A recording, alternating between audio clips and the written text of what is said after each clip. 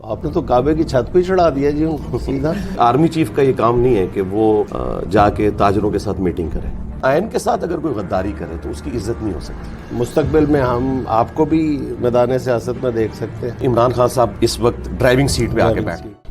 اچھا علی بھائی، یہ کب آپ کو اپنی شخصیت میں یہ تبدیلی محسوس ہوئی؟ ہمیں تو یہ 2-4 دن پہلے محسوس ہوئی ہے کہ آپ ملکی معاملات پہ اور سیاسی معاملات پہ اتنی گہری نظر رکھتے ہیں، اور مسائل کا آپ جو جڑ تلاش کرتے ہیں وہ وہی ہے جو اب پاکستان کی عوام کی اکثریت جس میں تلاش کرنے لگی ہے۔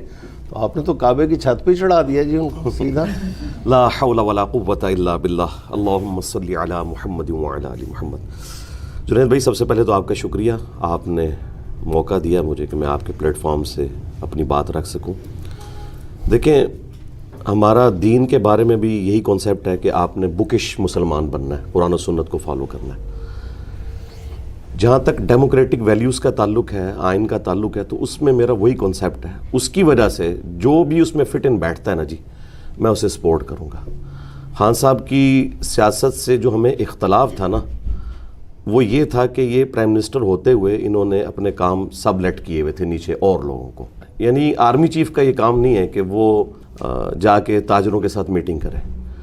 اسی چیز کا ہمیں ان سے اختلاف تھا۔ جب وہ اختلاف دور ہو گیا تو ہم تو اپنے اسی پرانے کانسیپٹ کے اوپر ہیں، بکش، یعنی آئین میں جو لکھا ہوا ہے نا، اگر کوئی شخص کہتا ہے میں پاکستانی ہوں اور پاکستان کے آئین کو مانتا ہوں، تو اس سے پھر اس چیز کو فالو کرنا ہے۔ اور اگر وہ یہ کہتا ہے کہ میں ہے تو پاکستانی ہوں، آئین کو بھی مانتا ہوں، لیکن مرضی اپنی کروں گا، اگرچہ میں نے جب فارغ ہوا تھا اپنی اس اکیڈمی سے، میں نے حلف لیا تھا 1.5 لائن کا۔ اس 1.5 لائن میں بھی بات یہ تھی کہ میں پولیٹکس میں حصہ نہیں لوں گا۔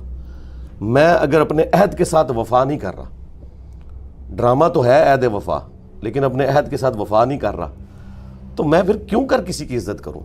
قرآن و سنت کے ساتھ جو غداری کرے اس کی کیسے عزت ہو سکتی ہے؟ اس طرح آئین کے ساتھ اگر کوئی غداری کرے تو اس کی عزت نہیں ہو سکتی۔ یہ ہمارا شروع سے موقف ہے، اور یہ وہ موقف ہے جو اب ماشاءاللہ ہماری اسٹیبلشمنٹ نے بھی اڈاپٹ کر لیا ہے، الحمدللہ۔ آپ کو یقین ہے کہ اڈاپٹ کر لیا؟ جی مجھے یقین ہے، ایٹ لیسٹ اس وقت جو آرمی چیف ہے نا، ان کے پاس کوئی چارہ نہیں ہے، اور کوئی چارہ نہیں ہے۔ بائی چانس ایسے ہیں، بادل نخواستہ قبول کر لی ہے یہ حقیقت۔ ہاں جی، حالات و واقعات ہی ایسے ہوتے ہیں نا، یہ اللہ تعالیٰ کی سنت ہے جی، اللہ تعالیٰ حالات ایسے پیدا کر دیتا ہے۔ اچھا علی بھائی، یہ فرمائیں کہ ایک عالم دین کے منہ سے ایسی باتیں سننا، آئین، دستور، جمہوریت اور بکش بھی ہونا، تو یہ کچھ عجیب سا نہیں لگتا ہے کہ آج کی جمہوریت، آج کا آئین، آج کا دستور، آرمی چیف، تو اس وقت تو جو ہم علماء کرام سے سنتے رہے وہ تو سپہ سالار بھی جو ہوتا تھا وہی حکمران ہوتے تھے، حکمران جو ہوتے تھے وہ سپہ سالار بھی ہوتے تھے، اور سارا کچھ رلیا ملے علماء جو ہے نا جی، اس وقت علماء کی اکثریت کی دنیاوی تعلیم تو بالکل کوئی نہیں ہے، یونیورسٹیز کا انہوں نے منہ نہیں دیکھا ہوا۔ اگرچہ ہمارے پاس جو اس وقت بڑی تنظیمیں ہیں نا اسلام کی، انہوں نے یہ اپنا کنسیپٹ جو جماعت بنانے کا نا، یہ ڈرائیو کیا ہوا ہے غیر مسلموں سے۔ یعنی باقاعدہ طور پہ جو پہلی جماعت بنی ہے نا اسلام کی ہسٹری میں، وہ تبلیغی جماعت ہے۔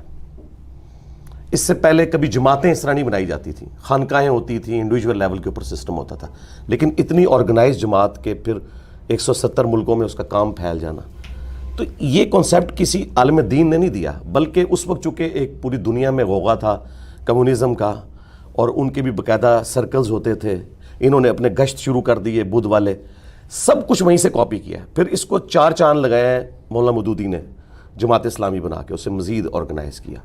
تو لوگوں نے لرن کیا ہے جو ٹرو ڈیموکریٹک ویلیوز ہیں، یہ خلافت راشدہ کی ماڈرن فارم ہے۔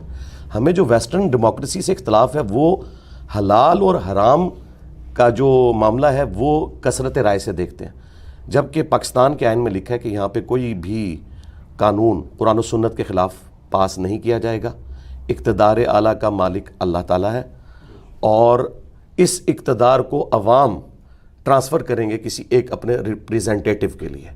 تو یہ ایک ماڈرن فارم ہے۔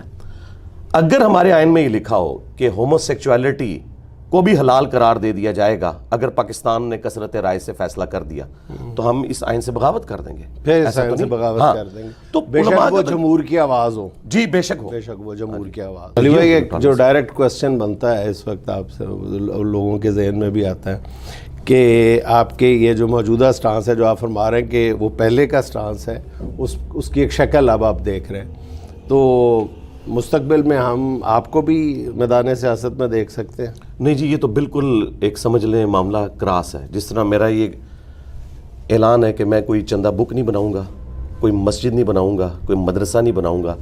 یہ ساری مساجد ہماری مساجد ہیں. ہم تمام مکاتب فکر کے لوگوں کو مسلمان سمجھتے ہیں, ان کے پیچھے نمازیں پڑھتے ہیں, انہیں چندے دیتے ہیں. ہمیں ضرورت ہی نہیں علیحدہ سے کوئی 1.5 اینٹ کی مسجد بنانے کی. بالکل اس طریقے سے میں کلیئر ہوں کہ پالیٹکس کے حوالے سے ہم اپنی یوتھ کو گائیڈ ضرور کریں گے قرآن و سنت کی روشنی میں. جس طرح آپ اگر ڈیموکریسی پہ مجھ سے بات کریں, میں 1 گھنٹہ اور جو دوسرے لوگ ہیں جو ملوکیت کو, کنگ شپ کو فالو کرتے ہیں, ان کے دلائل کیا ہیں, پھر ہم اسے کاؤنٹر کیسے کرتے ہیں, وہ ایک چیز میں بیان کر سکتا ہوں. تو میں پالیٹکس چونکہ اس وقت پاکستان کا سب سے بڑا مسئلہ ہے. دیکھیں جب ہم لوگ چھوٹے چھوٹے تھے نا تو 8 سے 9 سڑکیں ویران ہوتی تھیں وارث ڈرامے کے لیے. من چلے کا سودیا, یہ ایک ڈرامہ اشفاق صاحب کا لگتا تھا. اسی طریقے سے اندھیرا اجالا. اب یہ جگہ لے لی ہے ٹی وی ٹاک شوز نے. کیپٹل ٹاک لوگ دیکھتے ہیں, آج شاہ زیب خانزادہ کے ساتھ لوگ دیکھتے ہیں, کاشف عباسی صاحب کو لوگ سنتے ہیں.